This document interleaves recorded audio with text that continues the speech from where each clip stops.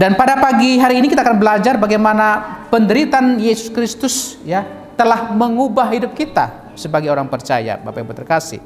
Jadi kematian Yesus tidak hanya dicatat di dalam berita Injil, tetapi kematian Kristus juga dicatat di dalam tulisan-tulisan sejarah. Ini menandakan bahwa peristiwa kematian Kristus bukan berita palsu. Siapa yang mencatat? Ada sejarawan dari Yahudi, ada sejarawan dari Yunani, bahkan ahli hukum dari Romawi juga mencatat. Yang pertama adalah yang bernama Yosefus, adalah seorang sejarawan Yahudi.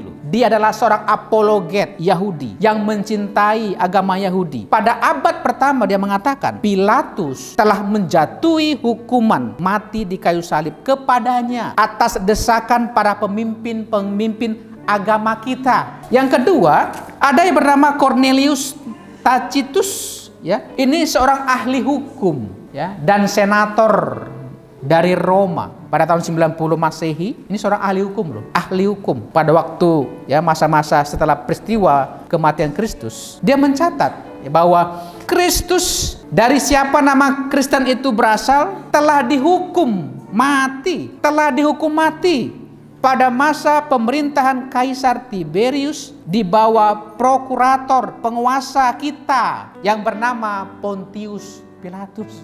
Selamat pagi, Shalom. Baik Bapak Ibu terkasih, mari kita buka Alkitab kita dari kitab Injil Markus. Kitab Injil Markus pasal 15. Injil Markus pasal 15 ayat 33 sampai dengan ayatnya yang ke-41 ya. Injil Markus pasal 15 ayat 33 sampai ayat 41 kita akan baca secara berbalasan. Markus pasal 15 ayat 33 sampai 41, mari kita baca secara berbalasan. Yesus mati. Pada jam 12, kegelapan meliputi seluruh daerah itu dan berlangsung sampai jam 3.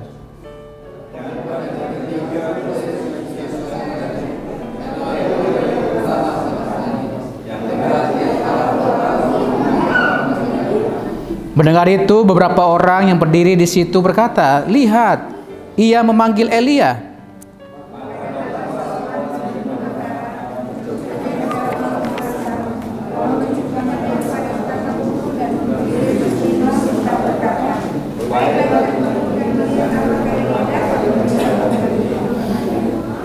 Lalu berserulah Yesus dengan suara nyaring dan menyerahkan nyawanya.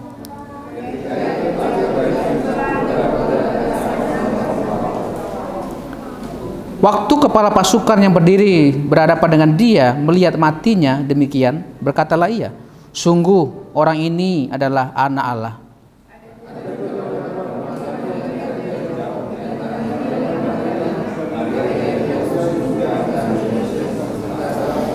Mereka semuanya telah mengikut Yesus dan melayaninya waktu ia di Galilea. Dan ada juga di situ banyak perempuan lain yang telah datang ke Yerusalem bersama-sama dengan Yesus. Bapak Ibu jemaat terkasih dalam Tuhan Yesus, peristiwa kelahiran Kristus ya atau Natal ya tentunya tidak bisa dilepaskan dari peristiwa Jumat Agung yang kita rayakan, yang kita ingat pada pagi hari ini. Begitupun Jumat Agung, peristiwa Jumat Agung tidak bisa dilepaskan dari peristiwa apa? Peristiwa kebangkitan Kristus, yaitu Paskah. Ya. Dan peristiwa Paskah tidak bisa dilepaskan dari peristiwa apa? Peristiwa kenaikan Kristus ke surga. Itulah berita Injil. Itulah berita Injil. Apa itu Injil? Ya. Berbicara tentang kelahiran Kristus, kematian Kristus, ya, kebangkitan Kristus, bahkan kenaikan Kristus ke atas surga. Dan pada pagi hari ini kita akan belajar bagaimana penderitaan Yesus Kristus ya telah mengubah hidup kita sebagai orang percaya, Bapak Ibu terkasih. Bapak Ibu terkasih dalam Tuhan, kita akan belajar tentang realitas kematian Yesus, ya. Jadi kematian Yesus tidak hanya dicatat di dalam berita Injil, tetapi kematian Kristus juga dicatat di dalam apa? Di dalam tulisan-tulisan sejarah. Ya. Ini menandakan bahwa peristiwa kematian Kristus bukan berita palsu, ya, bukan berita hoax, ya, bukan berita yang dibuat-buat para bapak-bapak gereja, bukan berita yang dibuat-buat oleh para rasul-rasul Kristus, tetapi secara fisik, ya, ternyata sejarah mencatat bahwa betul memang ada sosok pribadi yang namanya Kristus, ya, yang namanya Kristus dari Nazaret itu betul mengalami yang namanya kematian.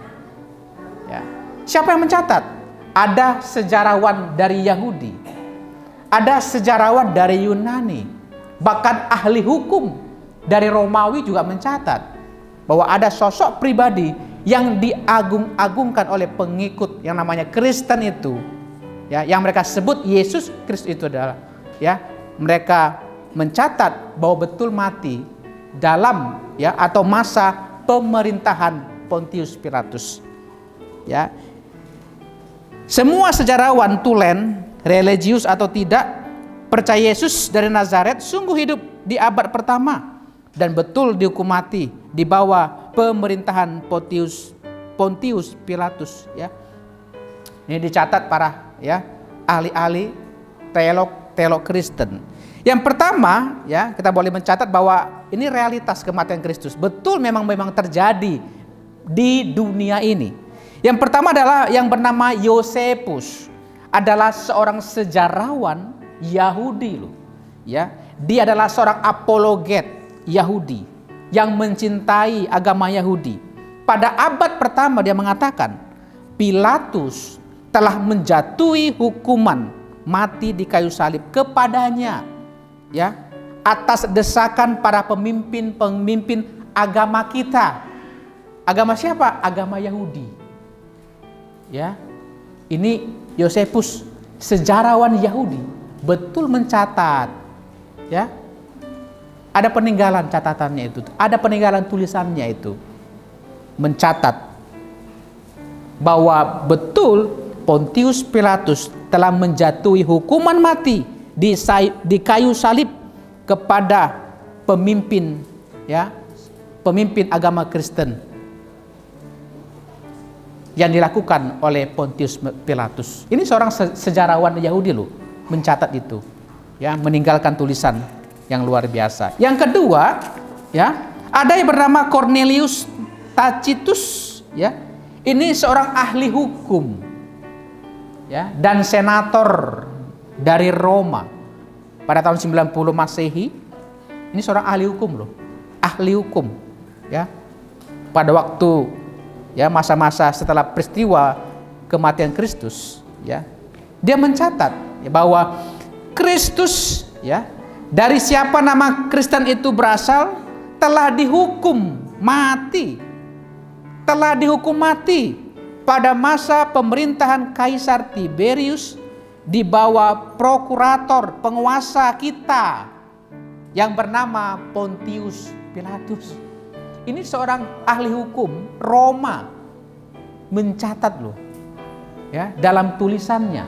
Betul memang benar, ya. Ini sejarah.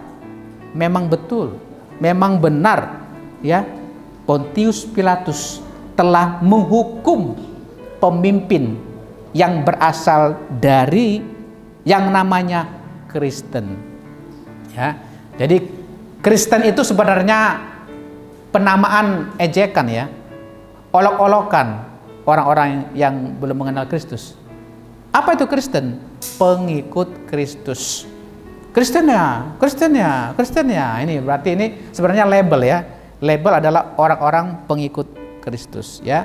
Tadi seorang sejarawan Yahudi, Yosefus, ya, yang begitu luar biasa dikagumi orang Yahudi sampai hari ini, telah mencatat bahwa betul terjadi peristiwa penyaliban Kristus. Yang kedua, seorang ahli hukum dari Roma, ya, namanya Cornelius Tacitus, mencatat dalam tulisannya memang betul masa pemerintahan Pontius Pilatus, ya, pemimpin agama Kristen, ya, telah dihukum mati dalam masa pemerintahan Pontius Pilatus. Yang ketiga, ya, sejarawan Yunani, ya, sejarawan Yunani.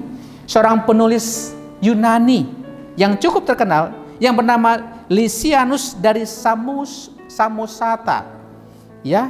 Dan dia mencatat dalam tulisannya, ya. Dia mengatakan seperti ini. Kaum Kristen itu seperti yang kamu tahu menyembah seorang pria sampai hari ini. Tokoh terkemuka yang memperkenalkan ritus-ritus baru dan yang disalibkan, ya, karena pengajaran-pengajarannya. Ini ahli sejarawan Yunani mencatat dalam tulisannya, meninggalkan dalam tulisannya. Betul ada seorang pemimpin, ya, Kristen, kaum Kristen pada waktu itu, ya, yang memperkenalkan ajaran-ajaran baru, ya, tentang kerajaan surga, tentang kerajaan Allah. Tetapi dia disalibkan karena alasan itu, karena ajaran-ajaran itu yang telah menyesatkan kaum-kaum Yahudi, yang telah menyesatkan kaum-kaum Yunani, gitu ya, sehingga dia terpaku, ya, di kayu salib, dia digantung. Ini fakta-fakta sejarah, ya. Jadi tidak hanya Alkitab yang mengungkapkan tentang peristiwa kematian Kristus, tetapi ternyata sejarah mencatat, ya, sejarah mencatat. Dan selanjutnya adalah dari traktat Sanhedrin, ya. Kelompok-kelompok Sanhedrin ini adalah kelompok-kelompok yang juga pernah melawan tentang ajaran Kristus. Mereka mencatat juga loh dalam traktatnya, dalam tulisan mereka mengatakan seperti ini. Pada waktu menjelang Paskah telah digantung sosok, telah disalib sosok yang bernama Yesus. Ya. Jadi Sanhedrin itu kelompok-kelompok yang juga melawan tentang ajaran-ajaran Kristus, ajaran-ajaran para rasul pada waktu itu. Mereka mencatat sejarah bahwa pernah ada, ya, menjelang Paskah telah digantung seorang yang bernama Yesus. Jadi saudara, ini luar biasa sekali loh. Sejarah mencatat betul. Ya, seperti kemerdekaan kita ini kan dicatat betul oleh sejarah. Bahkan dokumen Jepang pun mencatat. Dokumen Belanda pun mencatat. Ya, bahwa Soekarno-Hatta telah memproklamirkan kemerdekaan negara Indonesia. Kapan? 17 Agustus 1945 atas nama bangsa Indonesia, Soekarno-Hatta. Itu sejarah. Ya, dan itu dicatat. Dan itu apa artinya? Tercatat sejarah itu. Dan itulah yang kita yakini bahwa kita betul telah mengalami kemerdekaan. Dan peristiwa sejarah kematian Kristus tercatat, ya, tercatat, ya, dalam peristiwa sejarah dunia, ya. Jadi bukan berita palsu, bukan berita hoax atau berita bohong, bukan berita dibuat-buat, ya. Kenapa? Karena seorang ahli sejarah betul-betul yang melihat kenyataan yang ada, melihat realita, dan dia menuliskan, ya. Ahli-ahli sejarah reformasi di Indonesia kan mereka mencatat, ya, mereka mengalami itu, mereka melihat langsung, mereka mencatat. Dan kita percaya peristiwa kematian Kristus yang kita rayakan hari ini, ya, bukan ibadah yang semu, ya, karena sejarah mencatat peristiwa kematian Kristus itu, ya. Artinya apa, Bapak Ibu terkasih? Memang dalam Injil Yohanes pasal 19 ayat 16 dikatakan, akhirnya Pilatus menyerahkan Yesus kepada mereka untuk disalibkan. Ini sejarah mencatat. Dan firman Tuhan juga mencatat, memang betul pada masa pemerintahan Pontius Pilatus, ya, Yesus disalibkan. Sehingga dalam pengakuan iman kita, pengakuan iman Nikea, ya, aku percaya dan yang disalibkan pada masa dikatakan pengakuan iman kita pada masa yang menderita pada masa pemerintahan Pontius Pilatus, mati dan disalibkan pada masa pemerintahan Pontius Pilatus. Itulah pengakuan iman kita. Sejarah mencatat, Alkitab juga mencatat, Injil juga mencatat, ya. Dan luar biasa saudara, ya. Iman kita ini tidak sia-sia karena memang betul ada, ya, pribadi Kristus dalam kemanusiaannya pernah lahir, ya, nun jauh di sana di kota Bethlehem, ya, di kota Bethlehem. yang mati bagi kita. Bapak Ibu terkasih dalam Tuhan Yesus Kristus, dalam Markus 15 ya yang kita baca tadi dikatakan ayat 33 sampai 34, pada jam 12 kegelapan meliputi seluruh daerah itu dan berlangsung sampai jam 3. Dan pada jam 3 berserulah Yesus dengan suara nyaring, Eloi, Eloi, lama sabachthani, yang berarti Allahku, Allahku, mengapa engkau meninggalkan aku? Ya. Bapak Ibu terkasih dalam Tuhan, firman Tuhan mengatakan ya, dalam Roma 6 ayat 23 bahwa sebab upah dosa ialah maut. Tetapi karunia Allah adalah hidup yang kekal dalam Kristus Yesus Tuhan kita. Saudara terkasih, puncak penderitaan yang dialami oleh Kristus luar biasa terjadi. Konsekuensi dari dosa adalah keterpisahan. Konsekuensi dari dosa adalah keterpisahan, keterasingan dari Allah. Dan akibat dosa itu yang paling hebat adalah terpisah dan ditinggalkan oleh Allah. Allah nggak bisa ya menjumpai orang-orang berdosa, ya, karena Allah adalah Allah yang kudus, Allah yang suci. Tetapi dosa itu dalam peristiwa salib Kristus, dosa manusia itu ditimpakan kepada Dia, ditimpakan kepada Dia, sehingga dikatakan Allah berpaling, ya, berpaling, ya, seakan-akan meninggalkan Kristus di kayu salib, sehingga anak Allah itu dengan suara nyaring berkata, Eloi, Eloi, lama sabachthani, Allahku, Allahku, mengapa engkau meninggalkan aku? Ya, kemanusiaan Kristus, ya, menyerukan, memanggil nama Allah, ya, Allah meninggalkan dia. Jadi jemaat terkasih, jangan juga saudara merasa lemah ya. Kenapa? Karena di media sosial luar biasa ya, pencacian makian kepada ajaran kita ya. Mereka mengatakan, kalau betul dia Yesus adalah Allah, loh, ngapain dia berseru-seru, Allahku, Allahku, mengapa engkau meninggalkan aku? Lah dia ngomong kepada siapa? Ya, itu kadang membuat kita juga ragu. Iya juga ya, betul juga kamu ya gitu. Enggak ya? Ya, karena apa? Kita tahu bahwa Kristus adalah manusia sejati. Kristus adalah Allah yang sejati. Ya, karena apa? Dosa, ya, maut itu ditimpakan kepada Dia, ya, dalam kemanusiaan Kristus, sehingga Allah seakan-akan meninggalkan Dia, sehingga Dia menyapa, Allahku, Allahku, mengapa engkau meninggalkan aku? Ini artinya apa Bapak Ibu terkasih? Panggilan atau teriakan ini. Ya, yang pertama kita boleh belajar bahwa Kristus itu menderita untuk apa? Untuk menanggung murka Allah. Upah dosa adalah maut. Tetapi maut itu, ya, upah itu ditimpakan kepada Dia, yaitu peristiwa, ya, penyaliban Kristus. Sehingga dalam Galatia pasal 3 ayat 13 dikatakan, Kristus telah menebus kita dari kutuk hukum Taurat dengan jalan menjadi kutuk karena kita, sebab pada tertulis, terkutuklah orang yang digantung pada kayu salib. Ya, kita manusia itu ya harusnya terkutuk. Manusia yang jatuh ke dalam dosa, dosa kita itu ditimpakan kepada Dia. Ya, hukuman maut itu ditimpakan kepada Dia. Untuk apa? Supaya kita orang-orang berdosa ini memperoleh keselamatan. Ini luar biasa sekali Bapak Ibu terkasih.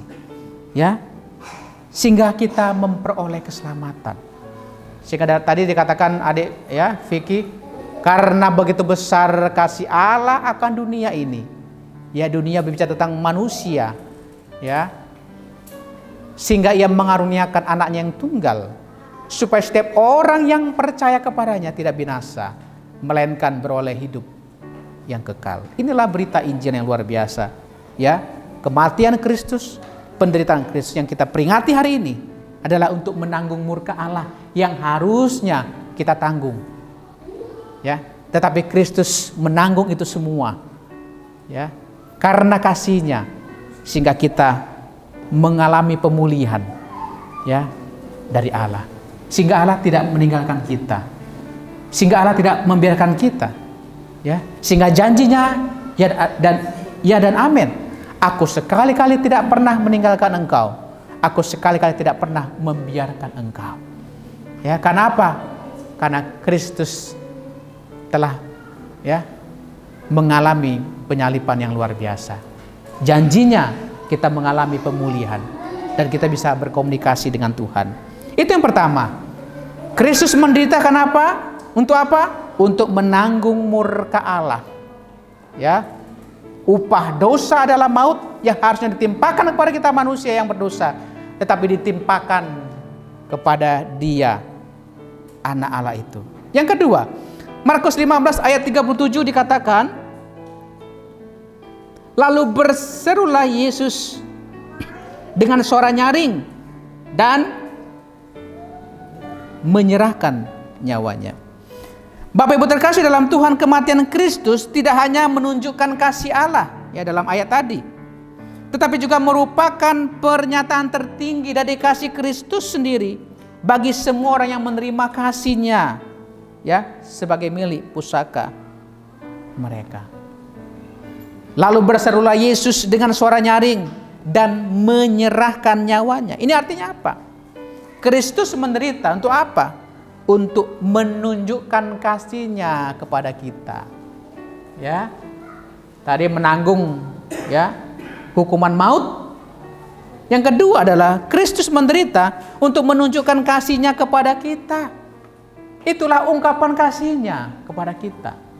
Ungkapan cintanya kepada kita manusia yang adalah makhluk yang spesial di hadapan Dia. Ya.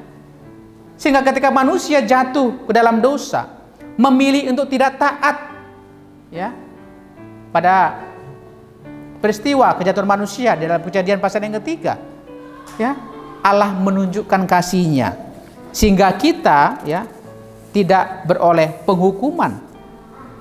Ya. Ini luar biasa sekali Bapak Ibu terkasih.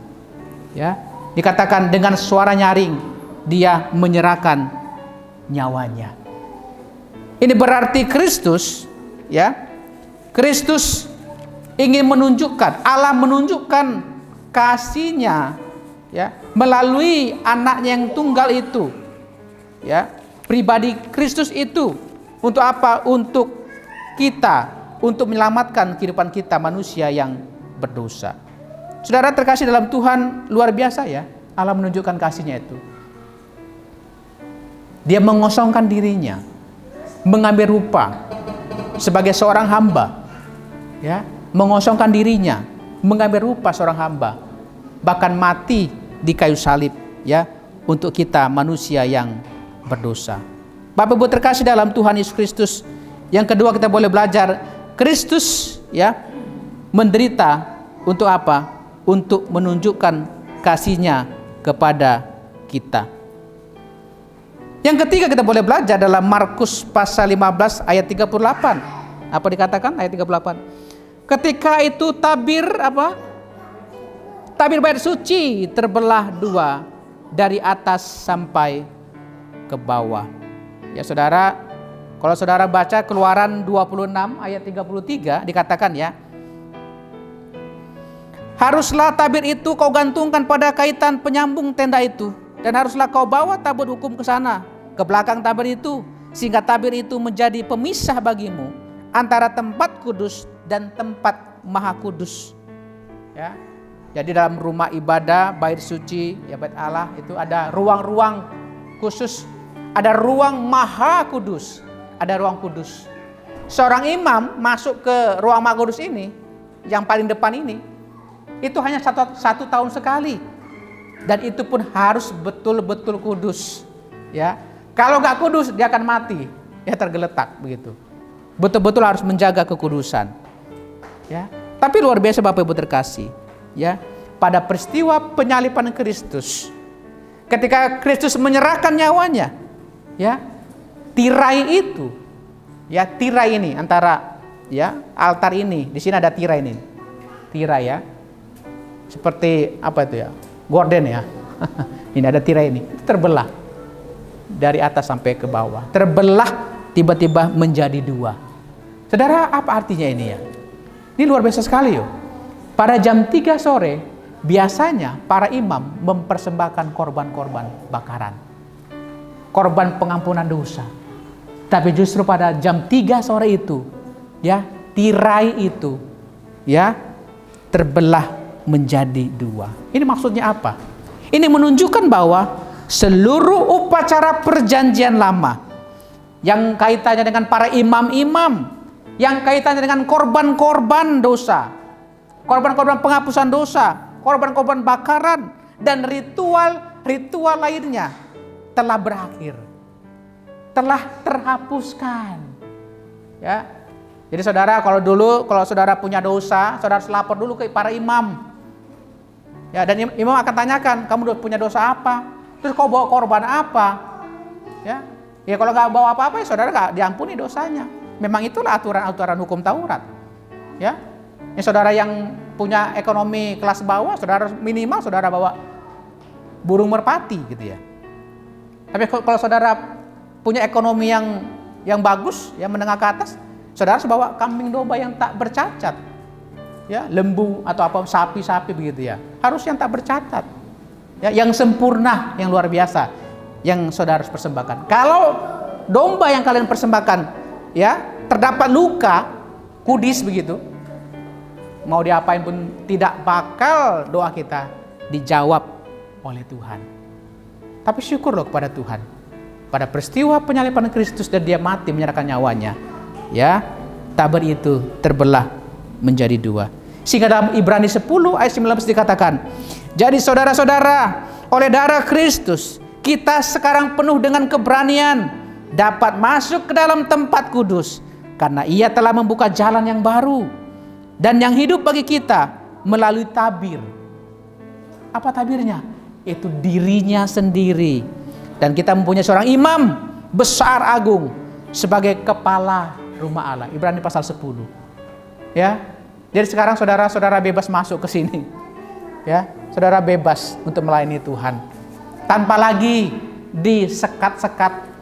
Apalagi para perempuan-perempuan nggak boleh duduk di depan. Wanita itu di paling belakang. Ada disekat-sekat seperti itu. Ya, jadi kalau saudara lihat saudara kita yang muslim ketika mereka melakukan sholat begitu ya, sholat tarawih atau sholat id begitu, dialah perempuan-perempuan itu di belakang. Ya, ada kasta-kastanya. Para laki-laki itu di depan gitu ya. Ini adalah tempat imam, ya, secara khusus. Ya, ada ruang-ruang ya yang apa? Ada batas-batas seperti itu. Ada batas suci dan segala sesuatunya begitu. Tapi syukur pada Tuhan, kematian Kristus ya menunjukkan bahwa apa? Segala upacara dalam perjanjian lama telah berakhir. Telah terhapuskan. Saudara, artinya apa? Yang ketiga, Kristus menderita untuk memberi kita jalan masuk ke tempat kudusnya. Saudara, artinya apa? Kematian Kristus untuk menghapus seluruh ritual yang dijadikan dasar keselamatan. Orang Yahudi kalau mau diselamatkan harus disunat pada hari ke-8. Kalau nggak disunat, nggak bakal menerima keselamatan. Ya, saudara harus berpuasa. Ya, pada hari Sabat saudara ya jangan bekerja seperti perayaan hari Nyepi begitu ya. Hari itu hari Sabtu, hari Sabat. Untuk saudara boleh layak di hadapan Tuhan. Lakukan 10 hukum Taurat. Ya, ada banyak, ada 3.000-an hukum yang harus saudara ya lakukan. Ketika saudara panen ya di ladang, nggak boleh dihabisin semua. Harus saudara ya sengaja sisain buat orang-orang miskin. Saudara harus memberikan ya berbagai macam persembahan-persembahan. Ya, persembahan per 3 bulan, persembahan per 6 bulan, persembahan tahunan. Itu saudara harus lakukan. Kalau saudara nggak lakukan, saudara nggak diterima. Ya, nggak menerima keselamatan dari Allah. Artinya apa? Kematian Kristus sudah menghapus seluruh ritual-ritual dalam perjanjian lama yang dijadikan dasar keselamatan. Tetapi saudara aneh. Kalau saudara ngelihat ya di YouTube banyak gereja sekarang mulai kembali pada ritual perjanjian lama. Mulai mereka pakai apa? Malah yang pakai kemenyan-kemenyan, Ya, mereka kembali lagi loh. Ya, banyak sekali gereja ya sudah kembali kepada ritual-ritual yang katanya kalau nggak dilakukan kita tidak akan diselamatkan. Ya, itulah fenomena gereja sekarang. Tetapi jemaatnya ada nggak? Banyak, ribuan. Ya, pengikutnya banyak, saudara. Ya, mereka nggak belajar kali ini ya bahwa peristiwa kematian Kristus di kayu salib justru telah menghapuskan ritual ya, seluruh ritual yang dijadikan dasar keselamatan. Sehingga firman Tuhan mengatakan hanya oleh karena iman kepada Kristus kita beroleh keselamatan. Tidak ada nama lain di dunia ini ya yang beri engkau jalan keselamatan selain dalam pribadi Kristus. Kok fanatik banget Pak kita Kristen? Memang betul kita fanatik. Ya, kenapa? Alkitab mengatakan seperti itu. Itu firman Tuhan. Beriman kepada Kristus, kita beroleh keselamatan. Saudara terkasih, yang ketiga, Kristus menderita untuk beri kita jalan masuk ke tempat kudusnya. Luar biasa ya. Sekarang kita bisa menyanyi, ku masuk ruang maha kudus, ya. Kalau zaman dulu dapat perjanjian lama, saudara nggak bakal nyanyi seperti itu. Diusir para imam. Ya, enak aja kau masuk ruang maha kudus. Emang siapa lo, katanya begitu ya? Nggak bisa. Itu khusus para imam. Imam-imam yang terpilih. Imam-imam yang dapat menjaga kesucian hidup yang luar biasa, kekudusan hidup. Ya, tapi sekarang kita luar biasa. Ya, dengan lenggak-lenggok begini masuk ke ruang maha kudus. Ya, anugerah yang luar biasa, saudaraku. Ya, anugerah yang luar biasa. Karena apa? Kematian Kristus ya telah apa? Telah menghapus semua ritual-ritual yang mengatakan bahwa inilah tanda keselamatan. Sehingga firman Tuhan mengatakan ya, sekarang nggak perlu lagi sunat-sunatan. Yang penting apa? Sunat secara apa? Secara lahiriah. Ya, bukan lagi bicara tentang fisik, bukan lagi bicara tentang apa ya, secara jasmani gitu ya. Tapi kalau kita melihat dalam dunia-dunia kesehatan ya silakan, monggo. Tapi itu bukan sebagai apa? Sebagai ritual-ritual yang kita lakukan lagi dalam perjanjian zaman anugerah ini. Ya, kalau menurut kita sunat itu sehat, ya monggo silakan. Ya, tapi jangan itu menjadi apa? Menjadi kita untuk apa? Untuk menghakimi ya saudara yang lain. Nanti kamu nggak selamat loh, nggak seperti itu. Ya, oleh karena kita boleh belajar. Waktu kita ibadah pun ya sekarang kita dengan luar biasa, anugerah Tuhan yang luar biasa. Tapi Bapak Ibu terkasih, mari kita terus memberikan yang terbaik kepada Kristus. Karena firman Tuhan mengatakan ya, Kristus datang untuk apa? Bukan untuk apa ini? Dilayani ya, tapi justru dia melayani. Jadi kemarin peristiwa ya Kamis Putih itu adalah peristiwa perjamuan terakhir. Kristus memanggil para murid-muridnya ya, dan juga membasuh kaki mereka. Ya, seorang guru yang luar biasa. Dia Tuhan, dia guru dan Tuhan mau membasuh kaki murid-muridnya. Menunjukkan apa? Menunjukkan kerendahan hati yang luar biasa. Ya, luar biasa sekali. Dan Kristus mau kita juga melakukan hal yang sama ya kepada orang-orang sekitar kita. Ya, tapi jangan ditafsirkan secara keliru ya. Udah mulai sekarang nanti saya cuci semua deh kaki-kaki ini, enggak seperti itu ya. Kita harus punya hati untuk melayani. Ya, nanti pulang saudara di sini saudara sibuk cuci kaki ya. Tapi enggak, mari kita melayani dengan apa? Dengan kasih, dengan luar biasa. Yang pertama kita boleh belajar Kristus menderita untuk menanggung murka Allah yang harusnya ya kita dapat manusia berdosa. Yang kedua, Kristus menderita untuk menunjukkan kasih-Nya kepada kita. Yang ketiga apa? Kristus menderita untuk membuka jalan baru. Ke tempat siapa? Ke tempat ruang Maha Kudus. Luar biasa. Dan hari ini kita boleh mengingat itu ya dalam peristiwa Jumat Agung, dan kita juga mengingat bagaimana Kristus memanggil murid-muridnya ya memecah-mecahkan ya roti dan juga mengambil cawan. Roti yang melambangkan tubuhnya yang tersalib, tercabik-cabik di kayu salib. Dan anggur melambangkan darah Kristus yang tercurah di kayu salib. Oleh bilur-bilurnya kita menjadi sembuh. Jemaat terkasih, mari kita persiapkan hati dan pikiran kita ya untuk kita menerima perjamuan kudus pada pagi hari ini.